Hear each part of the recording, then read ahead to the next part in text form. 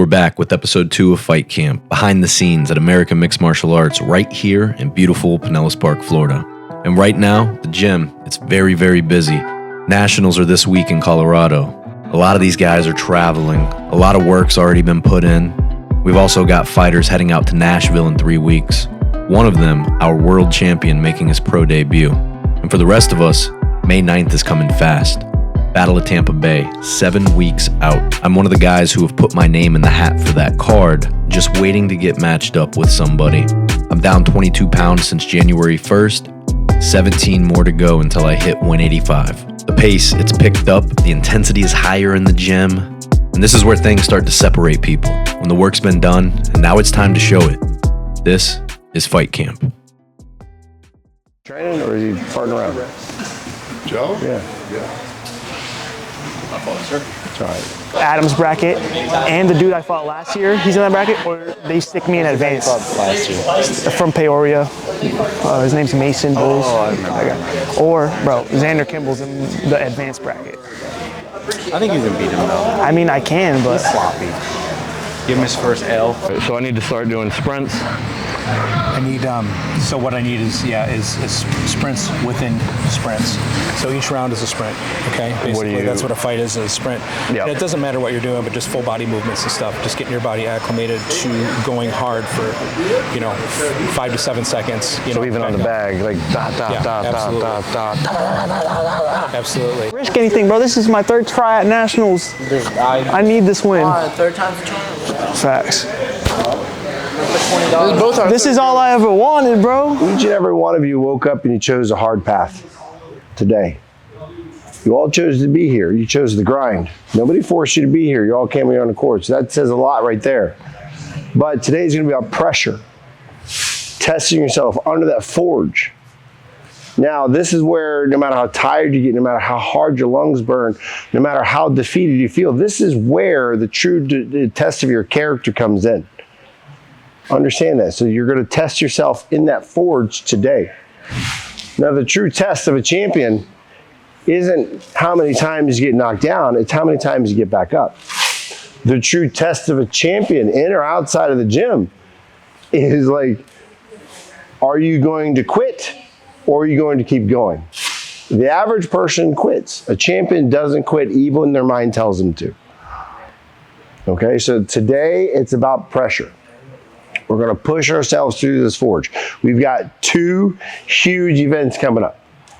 We're here for each other, whether you're competing or not. You're here to work that forge and make everybody sharper, harder, and better.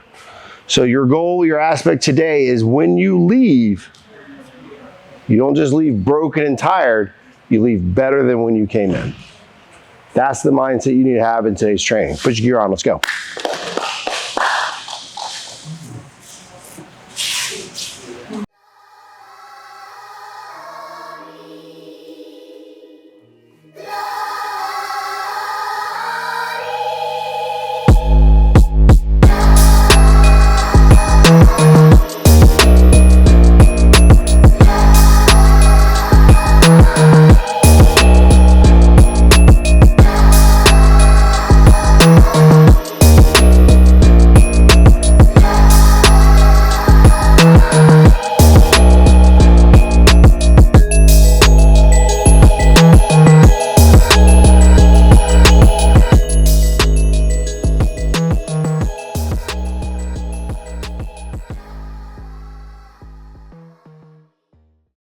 We're roughly about 8 weeks out from when we're supposed to fight. We still don't have an opponent officially yet, but I'm going to take the coach's advice and I'm just going to continue training as if I have a fight coming up. I'm sure that something's going to come to fruition. And honestly, I mean, it's kind of nice not having something solidified, not having someone lined up yet, because I'm able to just train and I'm not too worried, I'm not too worried, but I already know, just being completely honest, that as soon as I'm told, hey, you have an opponent, it's this guy, that's when the nerves are probably going to hit. And I have had the thought come through my mind where I think to myself, what the fuck are you doing this for, dude? Why? What are you trying to prove?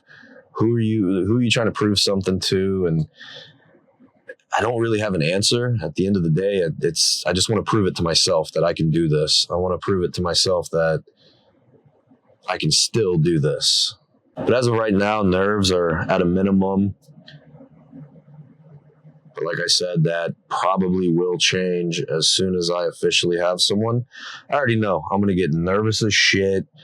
But that is the thing that makes a good fighter. We persevere, we push through, and despite all of that, we go out there and we do what we have to do. And I don't care what fighter you ask, there's always going to be nerves involved. There's always going to be some level of nervousness. Now, part of those nerves, though, are excitement. It's just getting out there and just doing this. It's part of that is excitement, but at the same time, part of it is a nervousness in a scared aspect. What is this guy capable of? Can this guy beat me? Am I good enough? These questions of doubt, no matter who you are, they creep into the back of your head. And that's one thing that I love about fighting is you're forced to look in the mirror. There's no hiding, and you're forced to face your fears. You're forced to just face your ego, put it in check. I mean, there's no hiding in fighting. There's absolutely zero hiding in fighting. And it boils down to, what are you going to do regardless of whether you're nervous or not? Are you going to back out, and are you going to be scared and let those fears conquer you?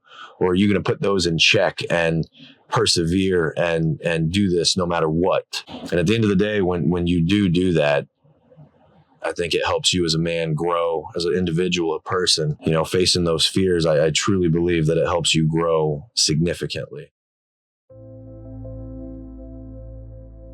Now, while I'm stepping into this for the first time with the kickboxing, some of these guys around me are stepping onto even bigger stages. Last week, we featured Frankie, the young, hungry 19-year-old with aspirations of becoming a world champion one day. He's out in Colorado this week for nationals. We're wishing him nothing but the best of luck, and I'm confident he's going to come home as the new national champion. This week, we're going to feature Matt. He's one of the guys I've gotten to know pretty well in this gym. Someone that I'd honestly call a friend. Good guy. But when it's time to fight, he's a problem. Some of the nastiest leg kicks I've ever been hit with. He's already a national champion, and now he's heading to Nashville in 3 weeks. He's fighting on the undercard of our world champion, Austin Bybee, who's making his pro debut. A lot of these guys are doing this for real. Real goals, real aspirations of becoming world champions. Me? I'm a 35-year-old dad doing this because I want to test myself. But if I can build a following, even just a small one as a regular guy doing this for fun, maybe I can help put some eyes on some of these guys along the way. What's up, guys? My name is Matthew Berman. I am a K1 kickboxer. I am a WACO national champion. I've fought internationally. My record is 12-6. Honestly, American mixed martial arts has been probably one of the biggest transitions of my life. I used to be a bodybuilder, and I just came here to try something new. I really just wanted to try a new aspect of working out. And to fast forward to now I'm fighting not just nationally, I'm fighting internationally. So it's really changed my whole perspective of not just fitness, but like my whole life. It's crazy how that can always just, one little direction can change your whole life. Well, when I won nationals, it was a very big thing for me because, for one, I've tried a lot. I've gotten second like maybe twice. And then when I actually won, it was against someone who already beat me. They beat me fair and square, but then when I came back, it just showed that I did jump levels up. And not only did I just beat him, I actually put him down. I would say the best part so far is when you're able to just put on a show, put everything that you've worked on in training camp and show it to everybody, because we're most likely working in the dark. We're doing all this work with no applause at all. But when we actually get into, like, say, a local fight or even a fight out of state or international, you're able to put all that into 6 minutes. It's a new year, so that transition of basically starting over again, I always think in my head, like, how am I actually going to be a better fighter this year? How am I going to bring this along with my brand this year? And I'm so grateful that I have coaches that are already looking out there for me instead of me going out there to try and find the fights and everything. That way that the fight is safe and clean, and there's no weird promotion that, you know, they'll bring in a cheap fighter or anything like that. But it just makes me want to keep going. I really don't have like a new resolution every year. It's the same goal, but a different year. April 11th in Nashville. It's a big opportunity for Matt. He's fighting on the undercard of Austin Bybee. Austin is our world champion in the gym, making his pro debut in the main event. Both of these guys, they have a lot on their shoulders. Wishing them both the best. I think they go out there and get it done. For the rest of us, it's back to work.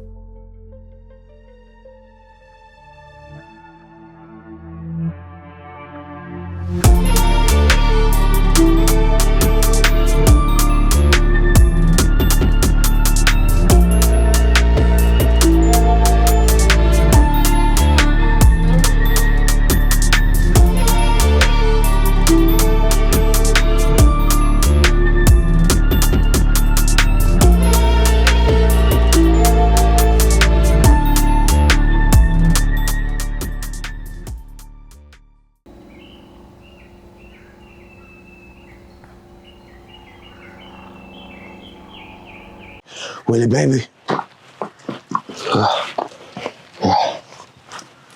You want it? You want it? Here, grab it. Come on. Go get it, go get it.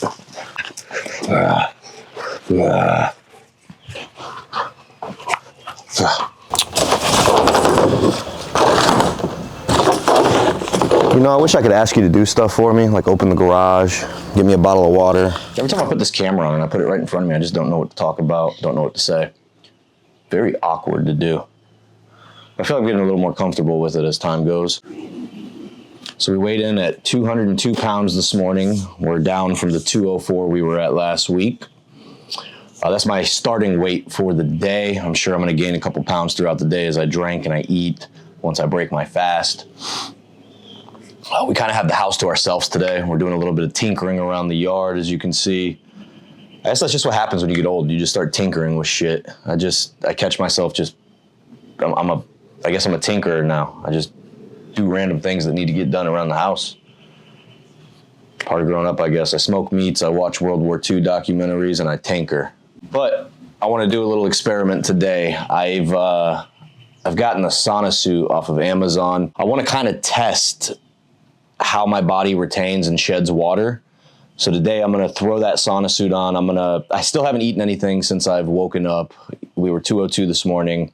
202.6 actually, if we want to get very technical about it. But we're gonna do that. We're gonna see how much water we shed. The reason that I want to do that is because I don't want to do it the week of.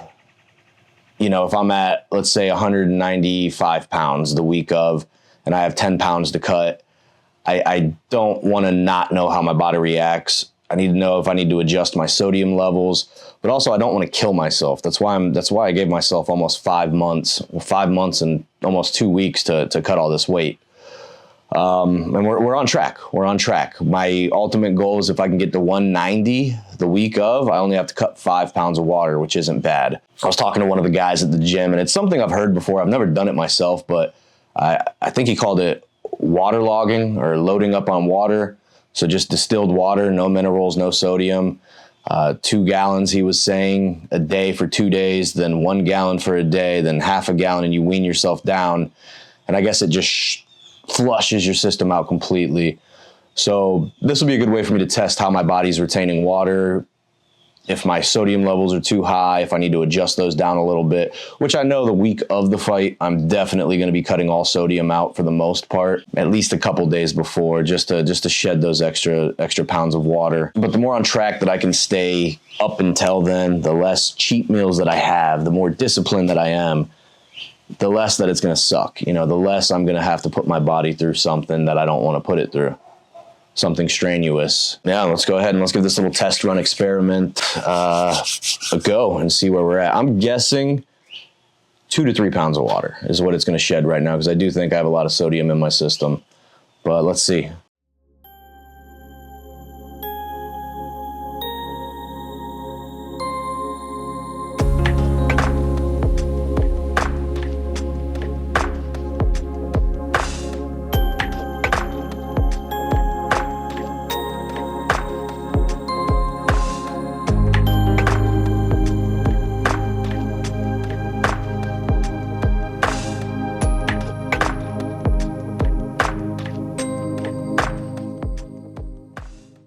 So that's not exactly what I wanted to see. I was hoping to see more weight come off. I'm definitely holding on to salt. I'm definitely holding on to minerals, but that's okay because I don't want to kill myself. I don't want to suffer through this and feel like shit the entire training camp. I want to feel good. I want to feel strong. And that's exactly how I feel.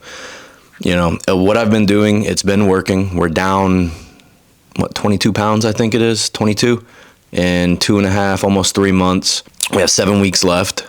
Plenty of time to lose 15 pounds. Plenty of time. So I'm not worried about it. You know, I was hoping I could shed more water. I'm sure if I stayed in the suit longer and did more high intensity exercises, I could have, but I don't want to kill myself. I don't want to risk an injury. I don't want to risk, adverse health effects. I see so many fighters out there that just kill themselves trying to make weight. And I don't want to do that, At the end of the day, when it's said and done, I will have cut damn near 40 pounds for this fight in a 5-month period. And I think that in itself is just a huge fucking win. But we're going to do it the proper way. We're going to do it proper way. We're going to do it while feeling strong, while being in control and not suffering 100%. We are going to suffer. It's a fight camp. We're going to suffer. We're going to go through hardship. We're going to have to push ourselves. We're going to be put in uncomfortable positions. But when it comes to the weight, I want to do it healthy. I want to do it properly, and I want to do it the right way. So we're just going to keep trucking along. We're going to keep eating right. We're going to keep exercising. We're going to keep getting after it. And when it's said and done, I fully feel confident 100% that we will be at that 185 May 9th. So overall, good space, good mind space, good physicality. Overall, just a good space.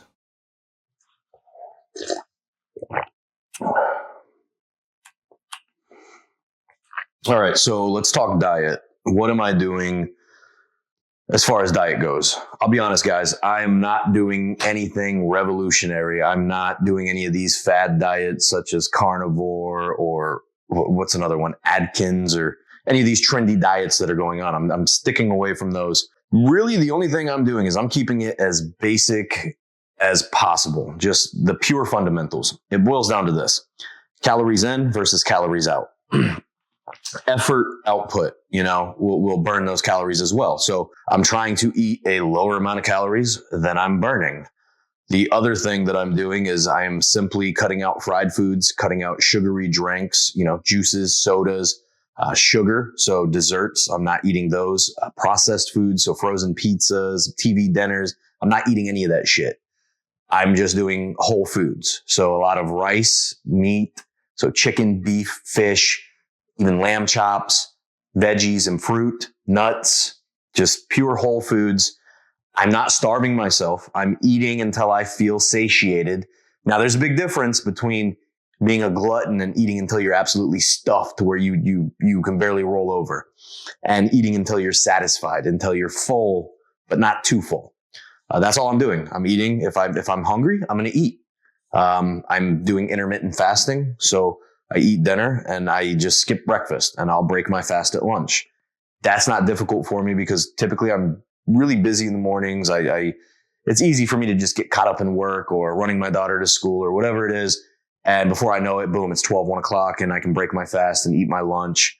I am eating out occasionally, but I'm trying to do it health consciously. So for example, Mondays and Wednesdays, I will go to the gym until 9:15ish is when I'm getting out of there.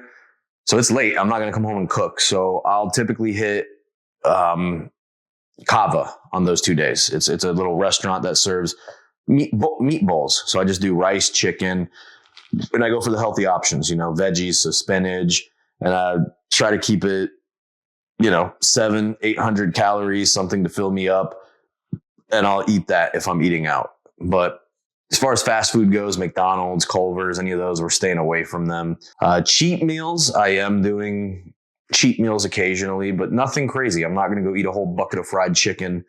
A cheat meal for me might be, I might go get a burger or something, or add cheese and maybe a slice of pizza, but nothing crazy. And I'm not doing it multiple times a week. But as far as diet goes, that's it. And then I'm just drinking a ton of water, just water. Although occasionally I do get that sweet tooth and I'll have a piece of dark chocolate, or I will get a Coke Zero maybe once a week just to satisfy that, so it's not pure agony. What the fuck is in my cup? It was gross. I'm going to kill my wife. She doesn't look to make sure stuff's clean. Oh my God. But that's it. That's all we're doing, man. Just meat, rice, veggies, fruit, nuts, water. That's it. And it's not hard. You know, if I have a sweet tooth, I can go get a thing of watermelon and eat watermelon. It's low in calories and it satiates that sweet tooth a little bit. If I, want something hearty and salty, I can go, get a nice chicken breast or some beef with rice. And I do use a lot of hot sauce though. But as far as diet goes, that's it, guys. That's what we're doing and it's working. It's equating to about 1.5 pounds to 2 pounds a week thus far. I think that first 20 pounds came off fairly quick. I think this next, 15 or 17 I have to cut,